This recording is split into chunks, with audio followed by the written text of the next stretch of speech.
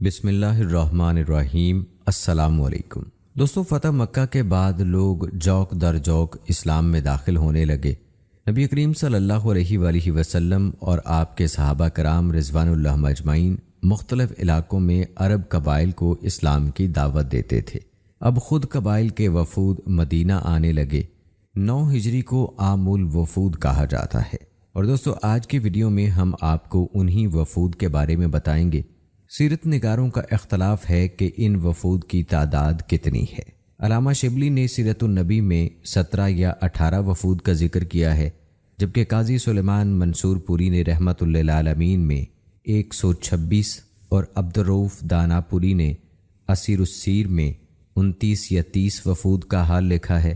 ابن اسحاق نے 15 وفود کا ذکر کیا ہے، اور حافظ ابن قیم رحمہ اللہ نے زائد المیعاد میں 34 وفود کا تذکرہ لکھا ہے۔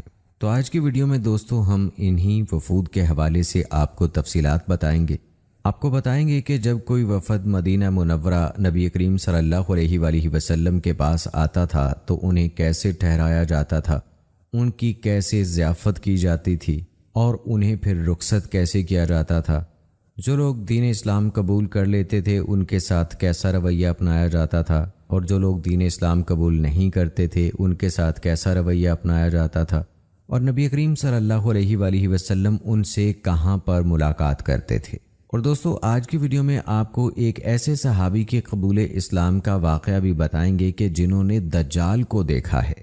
اس کے علاوہ 2 ایسے بدبخت لوگوں کا بھی ذکر ہوگا کہ جنہوں نے نبی کریم صلی اللہ علیہ وآلہ وسلم کو نعوذ باللہ شہید کرنے کی کوشش کی، تو کیا ان کا انجام ہوا، اس کے بارے میں بھی آپ کو بتائیں گے۔ اور اس کے علاوہ دوستو آخر میں آپ کو بتائیں گے کہ اگر کسی مشرک یا غیر مسلم کو مسجد میں ٹھہرانا ہو تو اس کے لیے کیا شرائط ہیں۔ تو یہ تمام تر تفصیلات جاننے کے لیے ہماری آج کی اس ویڈیو کو آخر تک لازمی دیکھیے گا۔ تو چلیے دوستو، آغاز کرتے ہیں اپنی اس آج کی ویڈیو کا۔ دوستو، فتح مکہ کے بعد لوگ جوک در جوک اسلام میں داخل ہونے لگے۔ رسول اکرم صلی اللہ علیہ وآلہ وسلم اور آپ کے صحابہ مختلف علاقوں میں عرب قبائل کو اسلام کی دعوت دیتے تھے۔ اب خود قبائل کے وفود مدینہ آنے لگے۔ 9 ہجری کو عام الوفود کہا جاتا ہے۔ عرب کے طاقتور قبیلوں میں بنو تمیم بہت معروف تھا، جو بڑی شان و شوقت کے ساتھ مدینہ آیا۔ اس بدوی قبیلے کی خاصیت یہ تھی کہ یہ جنگجو بھی تھے، خطیبانہ فصاحت و بلاغت میں بھی کسی کو خاطر میں نہیں لاتے تھے، اور شعر و شاعری میں بھی ان کا سکہ چلتا تھا۔ اس کے ساتھ عمومی طور پر اس قبیلے میں مال و دولت کی ہوس اور دنیا داری کی محبت کوٹ کوٹ کر بھری ہوئی تھی۔ ان کے کئی لوگ اسلام میں داخل ہو کر تبدیل ہو چکے تھے، مگر اکثریت اپنے جاہلی تفاخر کے نشے میں مبتلا تھی۔ ان لوگوں کی مدینہ آمد اس لحاظ سے بھی بہت اہم ہے کہ ان کی آمد پر قرآن نے سورہ الحجرات میں تبصرہ کیا ہے۔ اس قبیلے کے بڑے بڑے روسا اقرا بن حابس، زبرقان بن بدر، عمر بن الاحتم اور نعیم بن یزید بڑے اہتمام سے مدینہ آئے۔ نعیم بن یزید کا نام طبقات ابن سعد میں نعیم بن زید لکھا ہے۔ ان سرداروں کے ساتھ ایک اور سردار بھی شامل تھا جو اس سے پہلے کئی مرتبہ مال و دولت کے لالچ میں مدینے پر حملہ آور ہو چکا تھا۔ جنگ خندق میں بھی وہ قریش کے ساتھ محاصرے میں شریک تھا۔ یہ تھا آئینہ بن حسین فزاری۔ اس کی زندگی میں بڑے نشیب و فراز ملتے ہیں۔ امام ابن کثیر رحمہ اللہ نے البدایہ والنہایہ میں بیان کردہ عاقین وفد کے علاوہ کچھ مزید نام لکھے ہیں۔ ان میں جہاب بن یزید، قیس بن الحارث، قیس بن عاصم اور عطارد بن حاجب بن زرارہ بھی شامل ہیں۔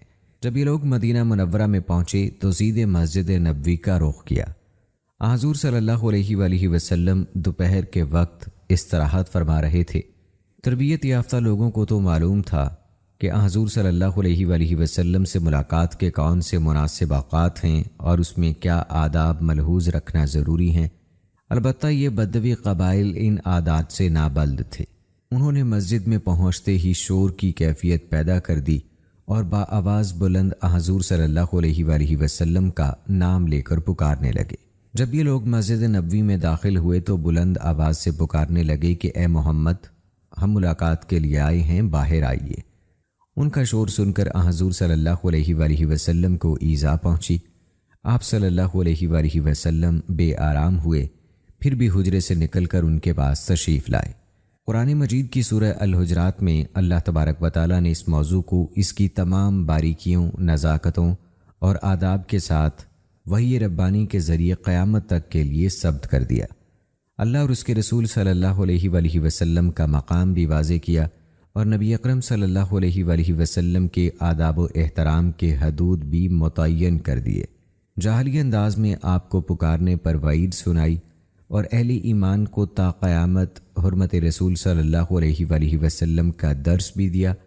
بارگاہ نبوت صلی اللہ علیہ وآلہ وسلم میں ذرا سی بے ادبی انسان کے تمام اعمال کو غارت کر دیتی ہے۔ حکم ربانی ہے، اے لوگو جو ایمان لائے ہو، اللہ اور اس کے رسول کے آگے پیش قدمی نہ کرو اور اللہ سے ڈرو، اللہ سب کچھ سننے والا اور جاننے والا ہے۔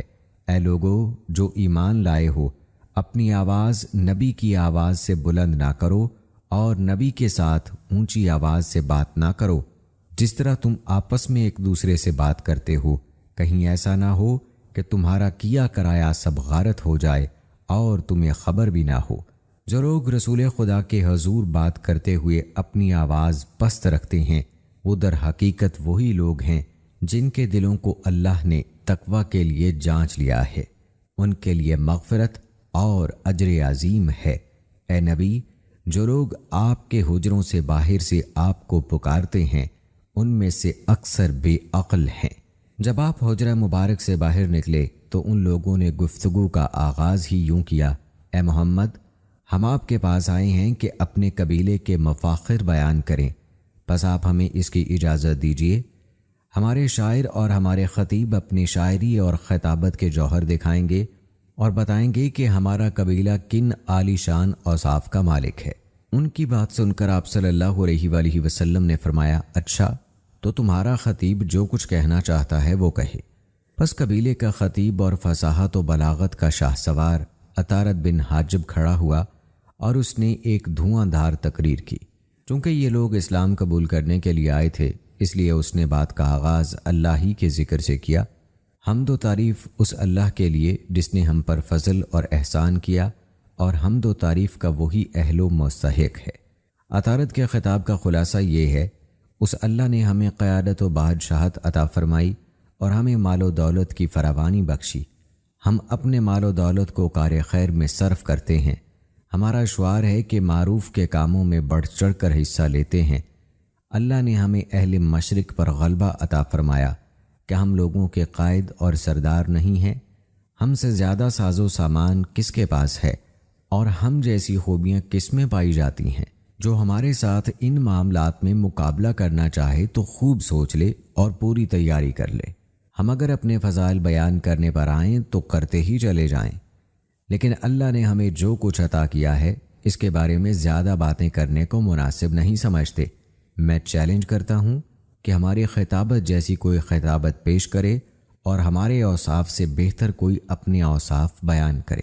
یہ کہہ کر وہ بیٹھ گیا۔ نبی اکرم صلی اللہ علیہ وآلہ وسلم اور صحابہ کرام رضوان اللہ اجمعین نے اس کی باتیں غور سے سنی۔ اگرچہ یہ قبیلہ اسلام کی طرف مائل ہو گیا تھا، مگر ابھی تک جاہلیت ان کے اندر کوٹ کوٹ کر بھری ہوئی تھی۔ وہ جاہلی تفاخر میں کسی کو اپنا ثانی نہیں سمجھتے تھے۔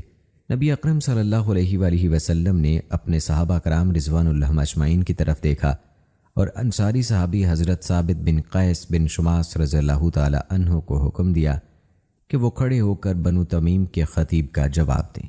انہوں نے بہت ایمان افروز، جامع اور بلیغ خطبہ ارشاد فرمایا، حمد اور تعریف اس اللہ کی ہے جس کی عظیم تخلیق آسمانوں اور زمین کی صورت میں موجود ہے۔ آسمان و زمین کے درمیان اس وحدہ لا شریک نے اپنے احکام جاری فرمائے۔ اس کی کرسی یعنی اقتدار اور اس کے عظیم علم کی وسعتیں زمین و آسمان کو محیط ہیں۔ دنیا میں کوئی چیز بھی اس کے فضل و کرم کے بغیر کسی کو حاصل نہیں ہو سکتی۔ پھر اس قادر مطلق کا فیصلہ ہے کہ اس نے ہمیں صاحب اقتدار اور حاکم بنایا اور اپنی ساری مخلوق میں سے ہمیں اپنے انعامات و انعامات کے لیے چن لیا اور اپنی مخلوق میں سب سے افضل و اعلیٰ ہستی کو رسول بنایا۔ اس کا نسب سب انسانوں سے افضل اور اس کا قول سب سے سچا ہے اس کے کارہائے نمایاں کا کوئی بدل نہیں۔ پھر اللہ نے آپ پر اپنی کتاب نازل فرمائی اور اپنی مخلوق کی قیادت کی امانت ان کے سپرد کی۔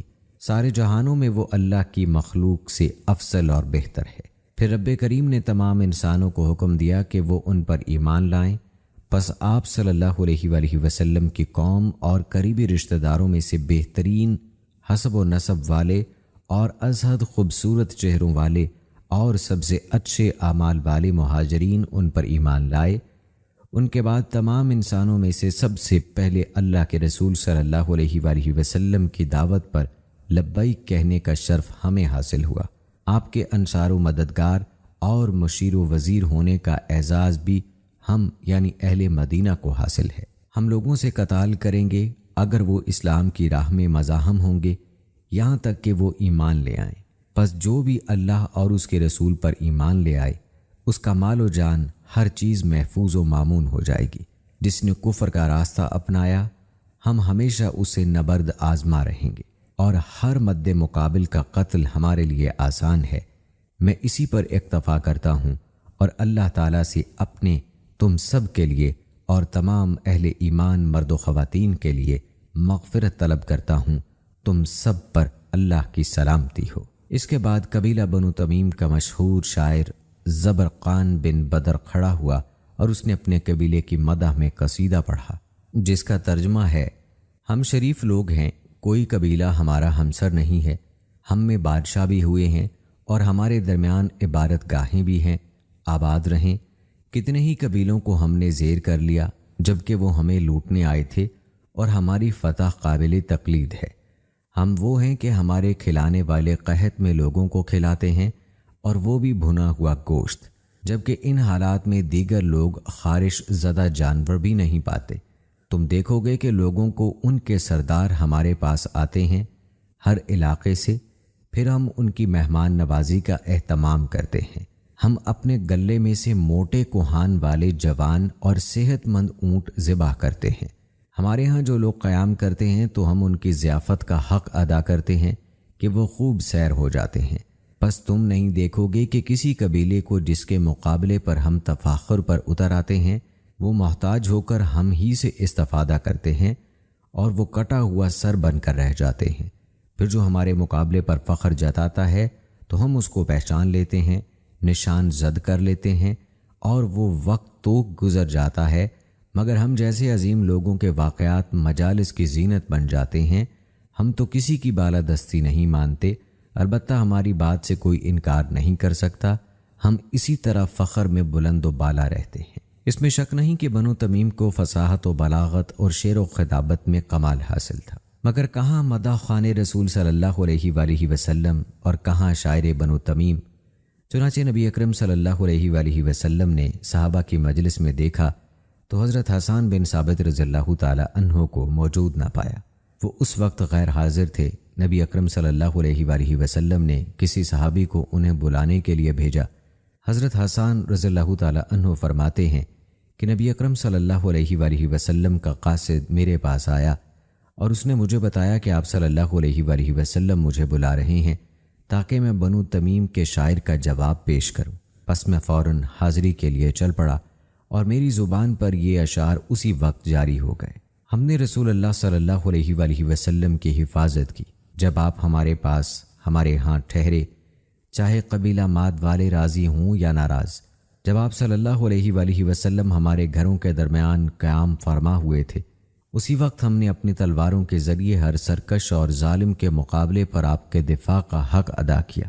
ایک الگ تھلگ مکان یعنی غار ثور میں بھی آپ صلی اللہ علیہ وآلہ وسلم کی عزت و ثروت قائم رہی، اور جابیہ اور جولان جیسی دور دراز بستیوں میں عربوں ہی نہیں اجمیوں کے درمیان بھی آپ صلی اللہ علیہ وآلہ وسلم کا یہ مقام مسلم ہے۔ شاعر رسول صلی اللہ علیہ وآلہ وسلم نے فرمایا، جب میں حضور صلی اللہ علیہ وآلہ وسلم کی خدمت میں حاضر ہوا تو بنو تمیم کے شاعر نے وہی شعر دہرائے جو میرے آنے سے پہلے پیش کر چکا تھا۔ جب وہ اپنے کلام سے فارغ ہوا تو حضور صلی اللہ علیہ وآلہ وسلم نے فرمایا، حسان اٹھو، بنو تمیم کے شاعر نے جو کچھ کہا ہے اس کا جواب دو۔ اس پر حضرت حسان رضی اللہ تعالی عنہ کھڑے ہوئے اور 18 اشعار پر مشتمل ایک قصیدہ پڑھا، جب سردار قبیلہ نے اسلام کے خطیب و شاعر کی برتری تسلیم کر لی تو پورے قبیلے نے یکسو ہو کر اسلام قبول کر لیا۔ نبی اکرم صلی اللہ علیہ وآلہ وسلم کو ان کے قبول اسلام سے بہت خوشی ہوئی، کیونکہ آپ صلی اللہ علیہ وآلہ وسلم کسی ایک فرد کے اسلام میں داخل ہونے کو بھی دنیا و مافیہ کی ہر دولت سے بڑھ کر سمجھتے تھے۔ یہ تو ایک مؤثر قبیلہ تھا جس کا قبول اسلام سرزمین عرب میں اسلام کے لیے بڑی قوت کا باعث ثابت ہو سکتا تھا۔ نبی اکرم صلی اللہ علیہ وآلہ وسلم نے پورے وفد کو بڑی فراخ دلی کے ساتھ انعام و اکرام و عطیات سے نوازا۔ اس موقع پر مورخین نے ایک دلچسپ واقعہ بھی لکھا ہے، وہ یہ ہے کہ وفد کا ایک نوعمر رکن عمر بن الحتم وفد کی قیام گاہوں میں سامان کی دیکھ بھال کے لیے چھوڑا گیا تھا۔ جاہلیت کے دور سے قبیلے کے مؤثر سردار قیس بن عاصم کو اس نوجوان سے قدورت تھی، چنانچہ اس نے کہا کہ یا رسول اللہ صلی اللہ علیہ وآلہ وسلم، اپنی قیام گاہوں میں ایک لڑکے کو ہم نے چھوڑا ہے، اسے آپ تھوڑا سا حصہ دے دیجئے۔ آپ صلی اللہ علیہ وآلہ وسلم نے فرمایا کہ نہیں، میں اسے بھی دوسرے لوگوں کے برابر ہی حصہ دوں گا۔ عمر بن الاحتم کو پتہ چلا تو اس نے قیس کی ہجروں میں سخت اشعار لکھے اور ساتھ ہی حضور صلی اللہ علیہ وآلہ وسلم کی دل کھول کر تعریف کی۔ صحیح بخاری اور صحیح مسلم میں حضرت ابو ہریرہ رضی اللہ تعالی عنہ اور حضرت زہیر بن حرب رضی اللہ تعالی عنہ کے حوالے سے بنو تمیم کے کچھ فضائل بیان کیے گئے ہیں۔ حضرت ابو ہریرہ رضی اللہ تعالی عنہ فرماتے ہیں کہ مجھے بنو تمیم کے ساتھ محبت ہے، کیونکہ میں نے حضور صلی اللہ علیہ وآلہ وسلم کی زبان مبارک سے 3 باتیں سنی ہیں۔ آپ صلی اللہ علیہ وآلہ وسلم نے فرمایا، بنو تمیم میری امت کے وہ لوگ ہیں جو دجال کے مقابلے میں سب سے زیادہ سخت ہوں گے۔ دوسری بات یہ ہے کہ حضرت عائشہ صدیقہ رضی اللہ تعالی عنہا کے پاس بنو تمیم سے تعلق رکھنے والی ایک قیدی عورت تھی۔ نبی پاک صلی اللہ علیہ وآلہ وسلم نے فرمایا، اے عائشہ، اسے آزاد کر دو، یہ حضرت اسماعیل علیہ السلام کی اولاد میں سے ہے۔ تیسری بات یہ کہ جب بنو تمیم نے اپنے صدقات مدینہ میں بھیجے تو آپ صلی اللہ علیہ وآلہ وسلم نے ارشاد فرمایا، یہ میری اپنی قوم کے صدقات ہیں۔ دوستو، یہ تھا عام الوفود میں سے بنو تمیم کے وفد کا ذکر، جنہوں نے نبی کریم صلی اللہ علیہ وآلہ وسلم کی خدمت میں حاضر ہو کر دین اسلام قبول کیا۔ اب ذکر کرتے ہیں وفد مزینہ کا۔ یہ لوگ رجب 5 ہجری میں رسول اللہ صلی اللہ علیہ وآلہ وسلم کی خدمت میں حاضر ہوئے۔ ان کی تعداد 400 تھی۔ ان کی آمد کی تفصیل مسند احمد میں ہے، اس میں کھجوروں کی تعداد میں اضافہ کرنے کے ایک معجزے کا بھی ذکر ہے۔ اس کے بعد دوستو ذکر آتا ہے وفد عبد القیس کا۔ ان کا واقعہ صحیحین اور دیگر کتابوں میں موجود ہے۔ ان کے ایک آدمی اشج عبد القیس، جس کا نام منظر بن عائز ہے، کے تحمل اور بردباری کے رسول اللہ صلی اللہ علیہ وآلہ وسلم نے تعریف کی تھی۔ وفد بنو حنیفہ۔ امام بخاری رحمہ اللہ نے ابن عباس رضی اللہ تعالی عنہ کی روایت بیان کی ہے کہ مسلمہ کذاب اپنی قوم بنو حنیفہ کے کثیر افراد کے ساتھ رسول اللہ صلی اللہ علیہ وآلہ وسلم کے ہاں آیا۔ وہ کہتا رہا، اگر محمد صلی اللہ علیہ وآلہ وسلم اپنے بعد حکومت مجھے سونپ دیں تو میں ان کی اتباع کروں گا۔ رسول اللہ صلی اللہ علیہ وآلہ وسلم اس کی طرف آئے۔ ثابت بن قیس رضی اللہ تعالی عنہ آپ کے ساتھ تھے۔ آپ کے دستے مبارک میں کھجور کی ایک شاخ کا ٹکڑا تھا۔ آپ صلی اللہ علیہ وآلہ وسلم مسلمہ کے پاس ذرا دیر ٹھہرے، جبکہ وہ اپنے ساتھیوں میں تھا، اور فرمایا، اگر تم مجھ سے یہ شاخ کا ٹکڑا بھی مانگو تو میں تمہیں نہیں دوں گا، اور تم اللہ کے فیصلے سے جو اس نے تمہارے متعلق کر رکھا ہے کبھی تجاوز نہیں کر سکتے، اور اگر تم پیٹھ پھیر گئے تو اللہ تمہیں کاٹ کر رکھ دے گا، اور بلا شبہ میں تمہیں وہی سمجھتا ہوں جو مجھے خواب میں دکھایا گیا ہے۔ یہ قیس بن ثابت میری طرف سے تمہیں جواب دیں گے۔ یہ کہہ کر آپ واپس چلے آئے۔ ابن عباس رضی اللہ تعالی عنہ نے ابو ہریرہ رضی اللہ تعالی عنہ سے آپ کی اس بات کے بلا شبہ میں تمہیں وہی سمجھتا ہوں جو مجھے خواب میں دکھایا گیا ہے کے بارے میں پوچھا تو انہوں نے بتایا کہ اللہ کے رسول صلی اللہ علیہ وآلہ وسلم نے فرمایا تھا، اس دوران کہ جب میں سویا ہوا تھا تو میں نے اپنے ہاتھوں میں سونے کے 2 کنگن دیکھے۔ مجھے بہت فکر لاحق ہوئی کہ میرے ہاتھوں میں سونے کے کنگن ہیں۔ مجھے نیند ہی میں وحی کی گئی کہ ان پر پھونک مارو۔ میں نے ان پر پھونک ماری تو وہ اڑ گئے۔ میں نے ان کی تعبیر یہ کی کہ میرے بعد 2 قذاب نکلیں گے، ان میں سے ایک انسی ہے اور دوسرا مسلمہ۔ اسود انسی کا نام ابہلا یا آہلا بن کعب ہے۔ اسود بنو مزہج کے ایک چھوٹے قبیلے انس کی طرف نسبت ہے۔ اس نے رسول اللہ صلی اللہ علیہ وآلہ وسلم کی زندگی ہی میں یمن میں نبوت کا دعویٰ کر دیا تھا۔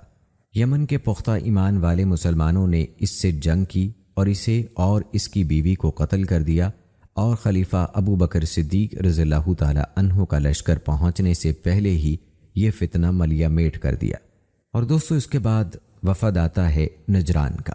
صحیح بخاری میں ہے کہ نجران کے دو سردار عاقب اور سید رسول اللہ صلی اللہ علیہ وآلہ وسلم کے ہاں آئے۔ وہ آپ سے مباہلہ کرنا چاہتے تھے۔ ایک نے دوسرے سے کہا، ایسا نہ کرو، اللہ کی قسم اگر یہ نبی ہوئے اور ہم نے ان سے مباہلہ کیا تو ہم کیا ہماری نسلیں بھی فلاح نہیں پائیں گی۔ انہوں نے کہا، آپ ہم سے جو مطالبہ کریں ہم تسلیم کریں گے، ہمارے ساتھ کوئی امانت دار یعنی امین آدمی بھیجیے اور امین کے علاوہ کسی کو نہ بھیجیے۔ آپ نے فرمایا، میں ضرور تمہارے ساتھ ایسا امین آدمی بھیجوں گا جو واقعی امین ہے۔ تمام اصحاب رسول آپ کی طرف گردنیں اٹھا اٹھا کر دیکھنے لگے۔ آپ نے فرمایا، ابو عبیدہ بن جراح اٹھیے۔ جب وہ اٹھے تو رسول اللہ صلی اللہ علیہ وآلہ وسلم نے فرمایا، یہ اس امت کا امین ہے۔ ابو عبیدہ رضی اللہ تعالی عنہ ان کے ساتھ گئے تاکہ ان کے اختلافی مسائل کے صحیح فیصلے کریں۔ اس کے بعد دوستو ایک اور وفد نبی کریم صلی اللہ علیہ وآلہ وسلم کی خدمت میں پیش ہوا۔ وہ وفد تھا وفد اشرین۔ صحیح بخاری میں ابو موسیٰ اشعری رضی اللہ تعالی عنہ سے روایت ہے کہ جب انہیں یمن میں پتہ چلا کہ نبی کریم صلی اللہ علیہ وآلہ وسلم مدینہ کو روانہ ہو چکے ہیں تو وہ ہجرت کر کے مدینہ چل پڑے۔ ان کے ساتھ ان کے دو بڑے بھائی بھی تھے، ایک ابو بردہ اور دوسرا ابو رحم۔ کل 52 یا 53 آدمی تھے۔ یہ سب لوگ ایک بڑی کشتی میں سوار ہوئے۔ کشتی حبشہ کے ساحل پر جا لگی۔ یہ لوگ نجاشی کے پاس چلے گئے۔ وہاں جعفر بن ابی طالب اور ان کے ساتھیوں سے مل گئے۔ جعفر رضی اللہ تعالی عنہ نے ان سے کہا کہ تم بھی ہمارے ساتھ رہو، ہمیں رسول اللہ صلی اللہ علیہ وآلہ وسلم نے یہاں بھیجا ہے اور یہاں ٹھہرنے کا حکم دیا ہے۔ چنانچہ وہ ان کے ساتھ رہنے لگے، حتیٰ کہ سب اکٹھے وہاں سے آئے اور نبی کریم صلی اللہ علیہ وآلہ وسلم سے ملے۔ جبکہ آپ نے خیبر فتح کیا تھا، آپ نے انہیں بھی مال غنیمت سے حصہ دیا۔ اس کے بعد دوستو ذکر آتا ہے اہل یمن سے بنو حمیر کا وفد۔ اس وفد کا ذکر بھی صحیح بخاری میں آیا ہے، اور یہ اس وقت کی بات ہے جب بنو تمیم رسول اللہ صلی اللہ علیہ وآلہ وسلم کی خدمت میں آئے تھے، اور آپ صلی اللہ علیہ وآلہ وسلم نے فرمایا تھا، اے بنو تمیم خوشخبری قبول کرو۔ وہ کہنے لگے، آپ ہمیں خوشخبریاں دیتے رہتے ہیں، کچھ مال بھی دیا کریں۔ رسول اللہ صلی اللہ علیہ وآلہ وسلم کا چہرہ متغیر ہو گیا۔ اتنے میں اہل یمن کے کچھ لوگ آ گئے۔ نبی کریم صلی اللہ علیہ وآلہ وسلم نے فرمایا، بنو تمیم نے تو خوشخبری قبول نہیں کی، تم قبول کرو۔ انہوں نے کہا، اے اللہ کے رسول صلی اللہ علیہ وآلہ وسلم، ہم نے قبول کی۔ یہ عام الوفود 9 ہجری کا واقعہ ہے۔ اس کے بعد دوستو وفد آتا ہے وفد طے۔ یہ لوگ رسول اللہ صلی اللہ علیہ وآلہ وسلم کی خدمت میں آئے۔ ان میں ایک زید الخیل گھوڑوں والا زید بھی تھا۔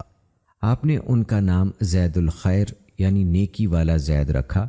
یہ ان کے سردار تھے۔ یہ لوگ مسلمان ہو گئے اور بہت اچھے مسلمان ثابت ہوئے۔ رسول اللہ صلی اللہ علیہ وآلہ وسلم نے زید کو کچھ زمین بطور جاگیر عطا فرمائی اور اس کی تحریر بھی لکھوا دی۔ وہ واپسی کے دوران راستے میں بخار میں مبتلا ہوئے اور اللہ کو پیارے ہو گئے۔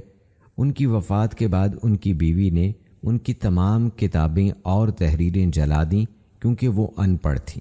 اس کے بعد دوستو تذکرہ آتا ہے وفد بنی عامر کا۔ صحیح بخاری میں ہے کہ عامر بن طفیل نبی کریم صلی اللہ علیہ وآلہ وسلم کے ہاں آیا۔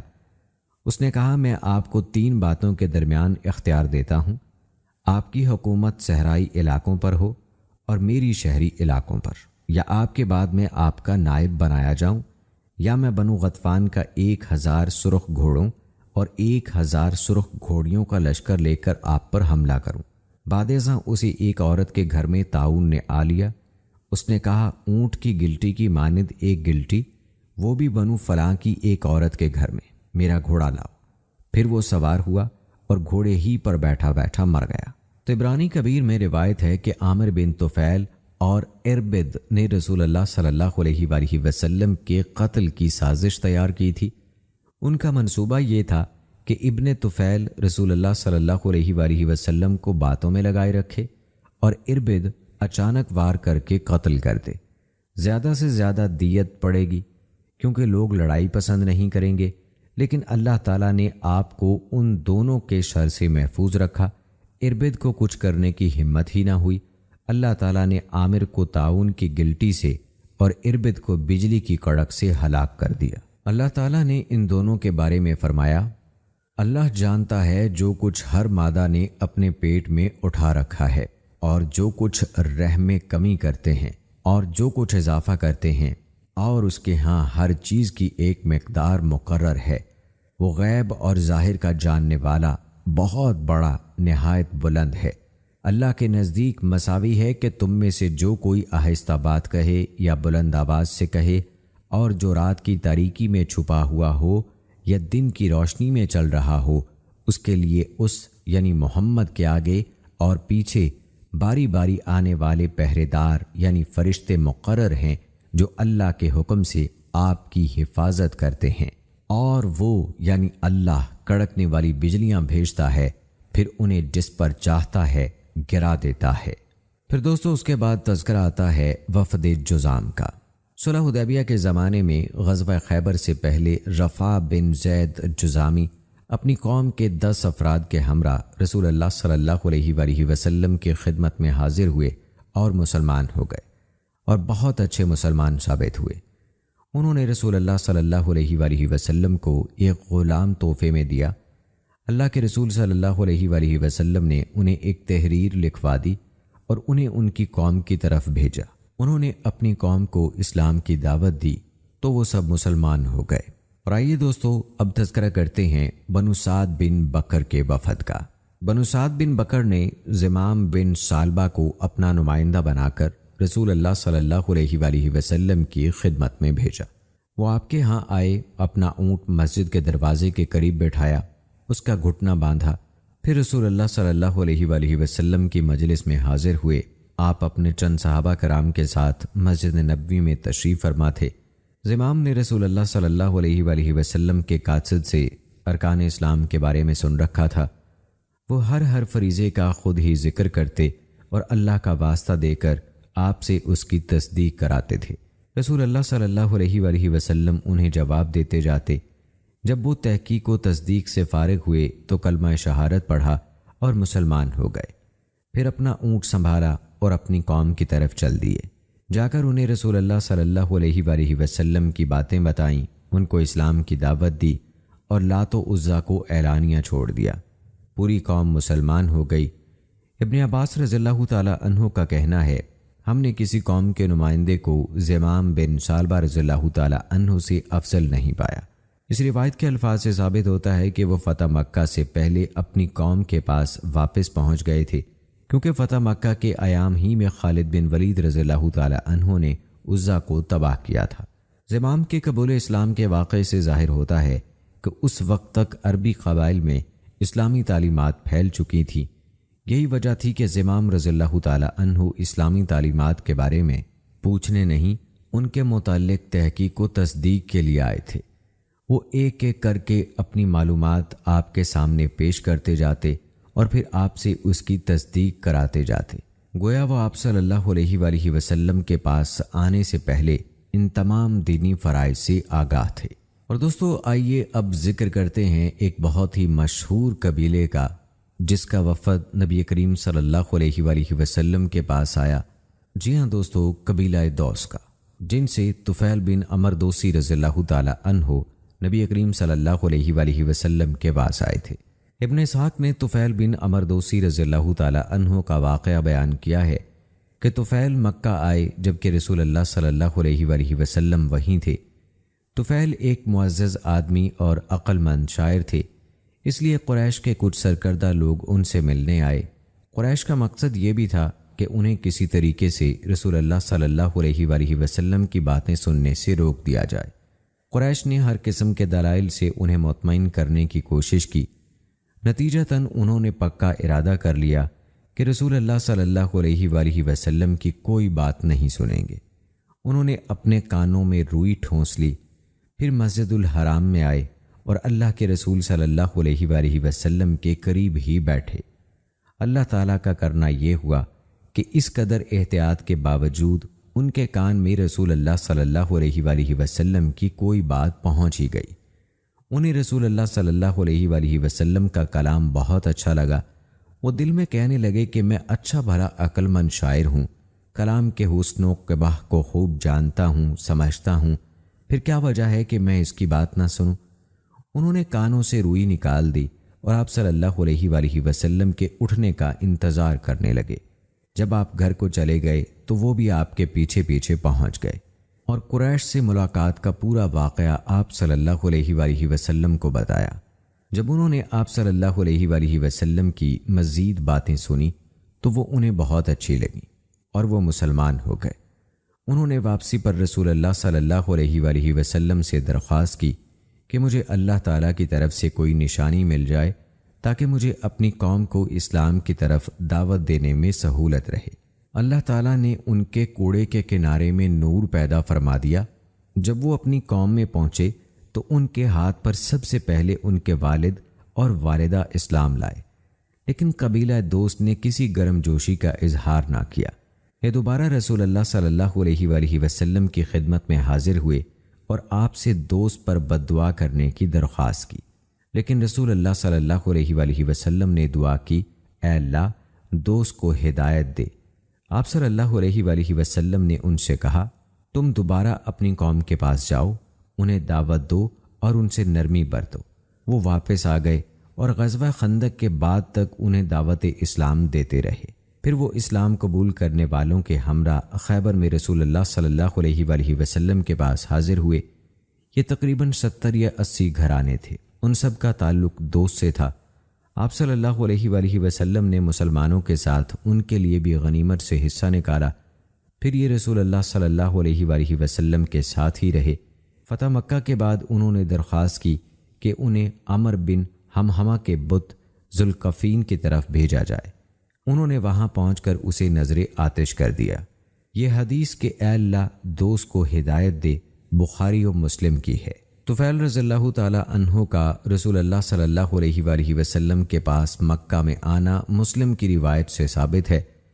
یہ روایت جابر رضی اللہ تعالی عنہ کی ہے کہ طفیل نبی کریم صلی اللہ علیہ وآلہ وسلم کی خدمت میں آئے اور بولے، اے اللہ کے رسول، کیا آپ کسی محفوظ قلعے میں جانا چاہتے ہیں؟ ان کا اشارہ دوست کے قلعے کی طرف تھا۔ آپ نے انکار فرما دیا کیونکہ اللہ تعالیٰ نے یہ فضیلت انصار کے لیے مخصوص کر رکھی تھی۔ رسول اکرم صلی اللہ علیہ وآلہ وسلم ہجرت کر کے مدینہ تشریف لائے تو طفیل اور ان کا ایک ساتھی بھی ہجرت کر گئے۔ دوستوں، مورخین اور سیرت نگاروں نے ایک طویل حدیث روایت کی ہے جس میں بتایا گیا ہے کہ فروہ بن مسیک مرادی کندہ کے بادشاہوں کو چھوڑ کر رسول اللہ صلی اللہ علیہ وآلہ وسلم کی خدمت میں آئے اور مسلمان ہو گئے۔ نبی کریم صلی اللہ علیہ وآلہ وسلم نے ان کو مراد، زبید اور مزہج کے قبائل پر حکمران مقرر کر دیا اور صدقہ کی وصولی کے لیے ان کے ساتھ خالد بن سعید بن عاص رضی اللہ تعالی عنہ کو بھی بھیجا۔ یہ ان کے ساتھ انہی کے علاقے میں تھے کہ رسول پاک صلی اللہ علیہ وآلہ وسلم وفات پا گئے۔ بعض اہل حدیث محدثین کی روایت سے بھی فروہ رضی اللہ تعالی عنہ کا آنا ثابت ہوتا ہے۔ اہل سیرت کا بیان ہے کہ عمر بن معدی اقرب اپنی قوم بنو زبید کے چند لوگوں کو لے کر رسول اکرم صلی اللہ علیہ وآلہ وسلم کی خدمت میں حاضر ہوئے اور مسلمان ہو گئے۔ دور ارتداد میں وہ مرتد ہو گئے تھے، پھر دوبارہ مسلمان ہو گئے اور اچھے مسلمان ثابت ہوئے۔ دور ارتداد کی جنگوں میں بھی ان کا تذکرہ ملتا ہے۔ یہ وفد نبی کریم صلی اللہ علیہ وآلہ وسلم کے پاس 9 ہجری میں آیا تھا۔ سرد بن عبداللہ ازدی بنو ازد کے ایک وفد کے ساتھ رسول اللہ صلی اللہ علیہ وآلہ وسلم کی خدمت میں حاضر ہوئے اور مسلمان ہو گئے اور بہترین مسلمان ثابت ہوئے۔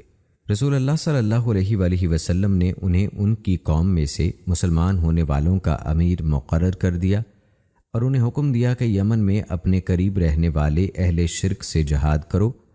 انہوں نے حکم کی تعمیل کی اور جرش پر حملہ آور ہوئے۔ ان دنوں یہ بہت مضبوط شہر تھا اور اس میں مختلف یمنی قبائل رہتے تھے۔ جب انہیں مسلمانوں کی پیش قدمی کا علم ہوا تو وہ قلعہ بند ہو کر بیٹھ گئے۔ سرد نے 1 ماہ تک محاصرہ جاری رکھا، پھر محاصرہ اٹھا کر چل دیے۔ جب وہ ان کے پہاڑ کشر کے پاس پہنچ گئے تو شہر والوں نے سمجھا کہ وہ شکست کھا کر جا رہی ہیں۔ وہ تیزی سے مسلمانوں کے پیچھے بھاگے۔ جب بالکل قریب پہنچ گئے تو سرد نے اپنی فوج کے ہمراہ پلٹ کر اچانک حملہ کیا اور ان کے بہت سے افراد قتل کر دیے۔ اس سے پہلے جرش والوں نے اپنے 2 آدمی رسول اللہ صلی اللہ علیہ وآلہ وسلم کے ہاں بھیجے تھے تاکہ وہ صورتحال کی تحقیق کریں۔ ابھی وہ دونوں مدینہ منورہ ہی میں تھے کہ رسول اللہ صلی اللہ علیہ وآلہ وسلم نے انہیں بتایا کہ تمہاری قوم تیزی سے قتل کی جا رہی ہے۔ انہوں نے آپ سے درخواست کی کہ دعا کیجیے اللہ تعالیٰ قتل کی آفت دور فرمائے۔ پھر وہ اپنی قوم کے پاس پہنچے تو پتہ چلا کہ رسول اکرم صلی اللہ علیہ وآلہ وسلم کی بتائی ہوئی بات بالکل صحیح تھی۔ عین اسی وقت اسی جگہ ان کی قوم تیزی سے قتل ہو رہی تھی جس کے متعلق رسول اللہ صلی اللہ علیہ وآلہ وسلم نے بتایا تھا۔ چنانچہ ان کا ایک وفد رسول اللہ صلی اللہ علیہ وآلہ وسلم کی خدمت میں حاضر ہوا اور وہ سب مسلمان ہو گئے۔ دوستو، اسی طرح حمیر کا قاصد اپنے بادشاہوں کا خط لے کر رسول اللہ صلی اللہ علیہ وآلہ وسلم کی خدمت میں حاضر ہوا۔ اس خط میں ان کے مسلمان ہونے کا اعلان تھا۔ یہ نبی کریم صلی اللہ علیہ وآلہ وسلم کی تبوک سے واپسی کے وقت کی بات ہے۔ حمیر کے حکمران حارث بن عبد کلال، نعیم بن عبد کلال اور قبائل زورعین، معافر اور ہمدان کے سردار نعمان تھے۔ یزن کے بادشاہ زرہ نے مالک بن مرہ رحاوی کو اپنے اسلام کی اطلاع دینے کے لیے رسول اللہ صلی اللہ علیہ وآلہ وسلم کی خدمت میں بھیجا۔ رسول کریم صلی اللہ علیہ وآلہ وسلم نے بھی اسے جوابی خط لکھا جس میں ان کے حقوق و فرائض کی تفصیل تھی، خصوصاً زکوٰۃ کے نصاب، یہودیت اور عیسائیت پر قائم رہنے والوں کے جزیے کی تفصیل۔ آپ نے ان کے طرف معاذ بن جبل، عبداللہ بن زید، مالک بن عبادہ، عقبہ بن نمر، مالک بن مزہ اور دیگر صحابہ کرام رضوان اللہ اجمعین کو بھیجا۔ ان کے امیر معاذ رضی اللہ تعالی عنہ تھے۔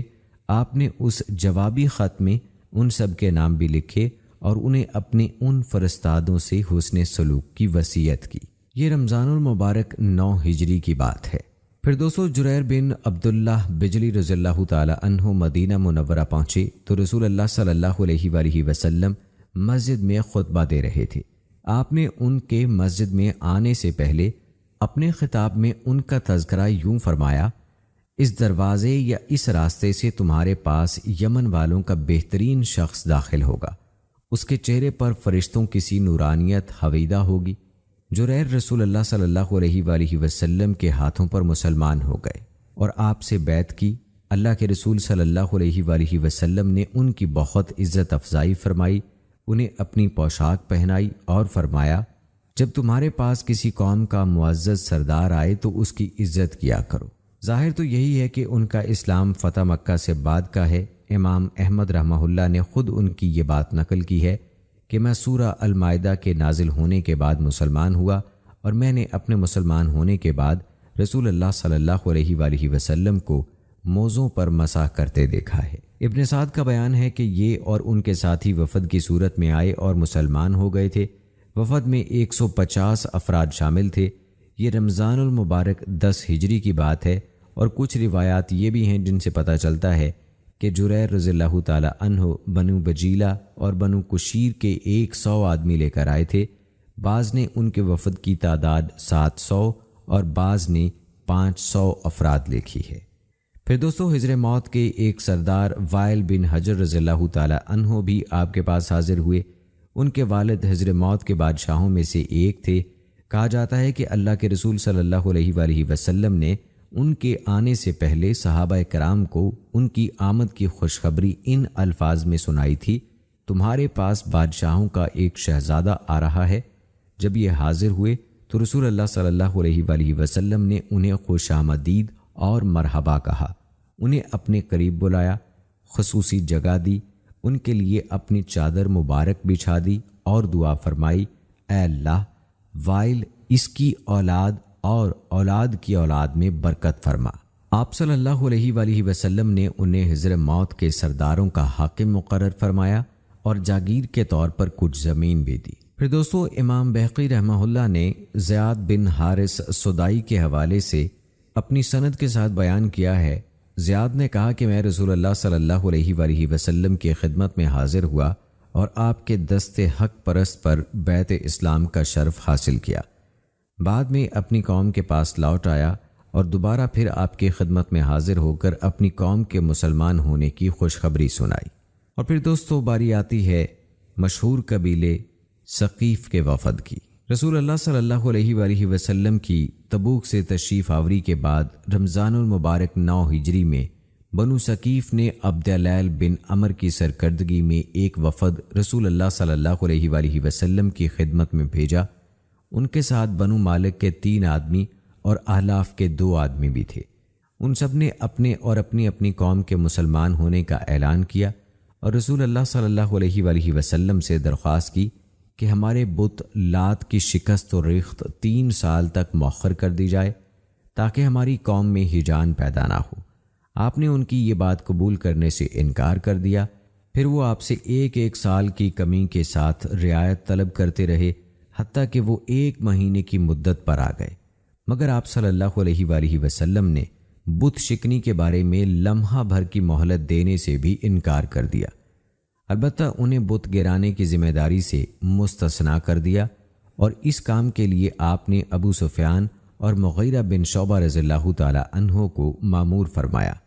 انہوں نے آپ سے نماز کی معافی کا مطالبہ بھی کیا کیونکہ بقول ان کے رکوع اور سجدے کی حالت انہیں گوارا نہیں تھی۔ آپ صلی اللہ علیہ وآلہ وسلم نے ان کا یہ مطالبہ بھی منظور نہ کیا اور فرمایا اس دین کا کوئی فائدہ نہیں جس میں نماز نہ ہو۔ پھر انہوں نے زکوٰۃ و جہاد سے معافی کی شرط لگا دی۔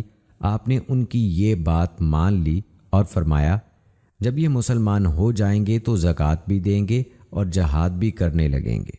انہوں نے آپ سے یہ بھی کہا کہ ہمیں وضو بھی معاف کیا جائے کیونکہ ہمارا علاقہ بہت ٹھنڈا ہے اور ہمیں کدو کے برتن میں نبیذ بنانے کی اجازت دی جائے اور ابو بکرہ ثقفی ہمیں واپس کر دیا جائے۔ آپ نے ان میں سے کوئی بھی مطالبہ منظور نہیں کیا۔ پھر آپ نے عثمان بن ابی العاص رضی اللہ تعالی عنہ کو ان کا امیر مقرر فرمایا۔ یہ ان میں سب سے چھوٹے تھے لیکن انہیں قرآن سیکھنے اور دین کی سوجھ بوجھ حاصل کرنے کا بہت شوق تھا۔ دوستو امام بہقی نے عبد الرحمن بن ابی عقیل کے حوالے سے اپنی سند کے ساتھ رسول اللہ صلی اللہ علیہ وآلہ وسلم کے ہاں ان کی اپنی قوم کے ساتھ آمد کا واقعہ بیان کیا ہے۔ اس روایت میں یہ بھی ہے کہ انہوں نے رسول اللہ صلی اللہ علیہ وآلہ وسلم سے درخواست کی کہ آپ اللہ تعالیٰ سے اپنے لیے سلیمان علیہ السلام جیسی بادشاہت کی دعا کریں۔ رسول اللہ صلی اللہ علیہ وآلہ وسلم ان کی بات سن کر مسکرائے اور فرمایا شاید اللہ تعالیٰ کے ہاں تمہارے صاحب کے لیے سلیمان علیہ السلام کی بادشاہت سے بھی افضل مقام ہو، کیونکہ اللہ تعالیٰ نے جو بھی نبی مبعوث فرمایا اسے ایک دعا کا اختیار دیا۔ بعض نے تو وہ دعا کسی دنیاوی کام کے لیے مانگ لی اور ان کا وہ کام ہو گیا، کسی نے اپنی امت کی نافرمانی پر ناراض ہو کر ان کے خلاف دعا مانگ لی، نتیجتاً وہ امت ہلاک ہو گئی۔ اللہ نے مجھے بھی ایک دعا عطا کی تھی، میں نے اسے اپنے رب کے ہاں روز قیامت اپنی امت کے لیے شفاعت کے طور پر چھپا رکھا ہے۔ مجھے یوں معلوم ہوتا ہے اللہ عالم کے عبد الرحمن اپنی قوم ثقیف کے وفد کے ساتھ ہی آئے تھے۔ اور دوستو ہجرت سے تھوڑی دیر بعد کی بات ہے کہ طارق بن عبداللہ مہار بھی اپنی قوم کے کچھ افراد کے ساتھ کھجوریں لینے مدینہ منورہ آئے۔ جب یہ لوگ مدینہ منورہ کے قریب پہنچے تو اچانک ان کی ملاقات رسول اللہ صلی اللہ علیہ وآلہ وسلم سے ہو گئی۔ وہ آپ کو پہچانتے نہ تھے۔ آپ نے ان سے کھجوروں کے بدلے میں ان کا اونٹ خریدنے کی پیشکش کی۔ وہ مان گئے۔ آپ نے ان سے اونٹ لیا اور مدینہ منورہ تشریف لے آئے۔ انہیں تشویش ہوئی کہ ہم تو اس شخص کو جانتے بھی نہیں، پتہ نہیں وہ قیمت لے کر آئے یا نہ آئے، ہم نے اسے اونٹ کیوں لے جانے دیا؟ لیکن ان کے ایک ساتھی عورت نے انہیں اطمینان دلایا کہ اس شخص کا چہرہ جھوٹے آدمی کا نہیں ہو سکتا۔ ابھی ان کی یہ باتیں جاری تھیں کہ آپ قیمت لے کر ان کے پاس تشریف لے آئے۔ پھر بعد کو جب یہ لوگ مسجد میں پہنچے تو انہوں نے آپ کو مسجد میں خطاب فرماتے ہوئے دیکھا۔ آپ صلی اللہ علیہ وآلہ وسلم اس وقت صدقے کی فضیلت بیان کر رہے تھے۔ اب انہیں پتہ چلا کہ یہ تو رسول اللہ صلی اللہ علیہ وآلہ وسلم ہیں۔ محسوس یوں ہوتا ہے کہ یہ روایت مکمل نہیں۔ میرا خیال یہ ہے کہ طارق اور ان کے ساتھیوں کا مدینہ منورہ آنے سے مقصود صرف کھجوریں خریدنا ہی نہیں بلکہ خرید و فروخت کے ساتھ ساتھ اسلام قبول کرنا بھی تھا۔ دلیل یہ ہے کہ وہ رسول اللہ صلی اللہ علیہ وآلہ وسلم کے خطبے میں دوسرے مسلمانوں کے ساتھ شریک تھے، اور طارق بن عبداللہ نے صدقے کی فضیلت والی وہ روایت بیان بھی کی ہے جو انہوں نے اس وقت رسالت مآب صلی اللہ علیہ وآلہ وسلم سے سنی تھی۔ انہی طارق کی قوم بنو محارب کے لوگ دوسری دفعہ 10 ہجری حجۃ الوداع والے سال بھی آپ کے ہاں حاضر ہوئے۔ ان کا بنیادی مقصد آپ صلی اللہ علیہ وآلہ وسلم کے دست حق پرست پر اسلام کی بیعت کرنا تھا۔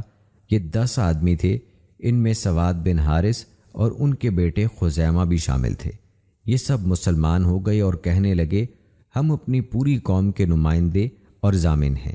اس وفد میں رسول اللہ صلی اللہ علیہ وآلہ وسلم نے ایک ایسے شخص کو بھی پہچان لیا جس نے اپنی قوم سمیت رسول اللہ صلی اللہ علیہ وآلہ وسلم سے درشتی اور بدتمیزی کا رویہ اختیار کیا تھا۔ یہ ان دنوں کی بات ہے جب آپ صلی اللہ علیہ وآلہ وسلم حج کے دنوں میں بنفس نفیس مختلف قبیلوں کے پاس تشریف لے جایا کرتے اور ان سے کہتے تھے کہ مجھے اپنے علاقے میں لے چلو۔ اس ارشاد کا مطلب یہ تھا کہ آپ ان لوگوں کے علاقے میں جا کر دین اسلام کی دعوت دینا چاہتے تھے۔ اور دوستو یقیناً آپ نے تمیم داری کا نام تو سنا ہی ہوگا۔ جی ہاں، تمیم داری عیسائی تھے، مدینہ منورہ پہنچ کر مسلمان ہو گئے تھے۔ انہوں نے نبی کریم صلی اللہ علیہ وآلہ وسلم سے جساسہ کا قصہ بیان کیا تھا۔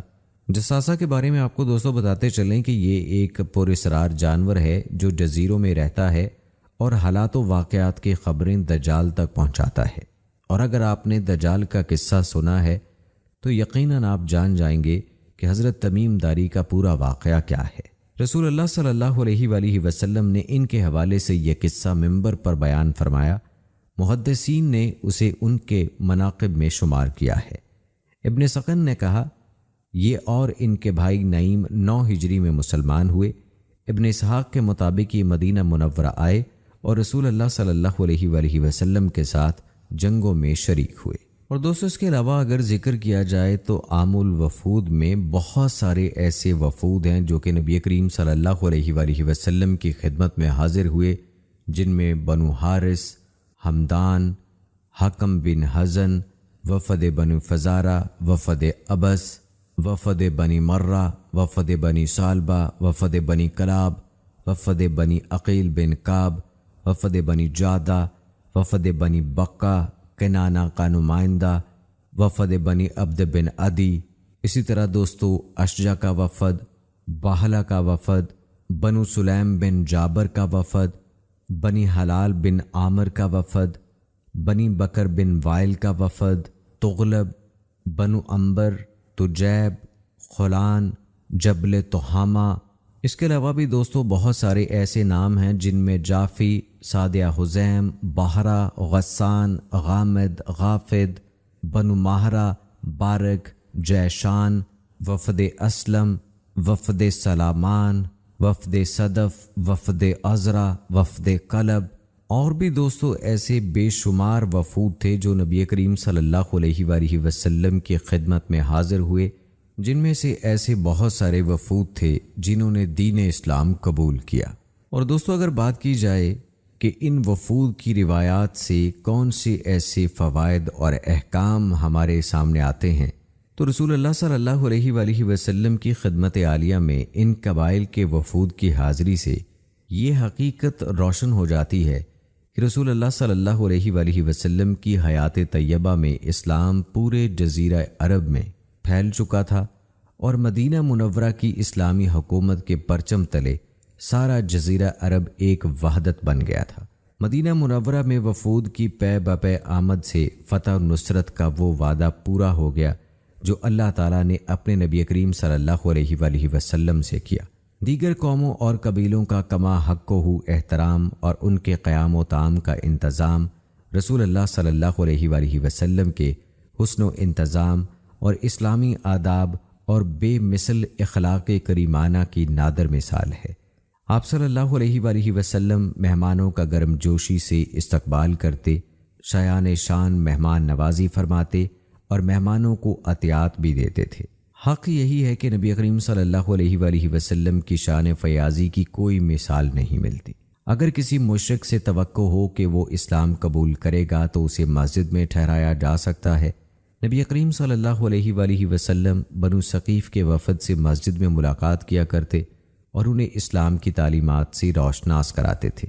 جبکہ مشرک کو مسجد میں ٹھہرانا جائز ہے تو اہل کتاب کو بدرجہ اولا ٹھہرایا جا سکتا ہے۔ رسول اللہ صلی اللہ علیہ وآلہ وسلم نے نجران کے عیسائی وفد کا استقبال مسجد میں کیا تھا۔ زرکشی نے لکھا ہے، یاد رہے کہ رافعی اور نووی رحمہ اللہ نے چند شرائط کے ساتھ حرم کے علاوہ دوسری مساجد میں کفار کے داخلے کو جائز کہا ہے۔ وہ شرائط کیا ہیں؟ ان سے معاہدے کے وقت ان کے مسجد میں داخل ہونے پر پابندی نہ لگائی گئی ہو، ان کو اجازت دینے والا مسلمان مکلف ہو، یعنی اس پر شرعی احکام عائد ہوتے ہوں اور وہ دین اسلام کے حقوق و فرائض کی ادائیگی اور واجبات کے بجا لانے کی صلاحیت و اہلیت رکھتا ہو، ان کا داخلہ قرآن و احادیث سننے کے لیے ہو اور ان کے اسلام لانے کی امید ہو، یا وہ مکانوں کی مرمت وغیرہ کے لیے آتے ہوں۔ تو دوستو، امید کرتے ہیں کہ ہماری آج کی یہ ویڈیو آپ کو پسند آئی ہوگی۔ ملتے ہیں اپنی اگلی ویڈیو میں، تب تک کے لیے مجھے اجازت دیں۔ فی امان اللہ۔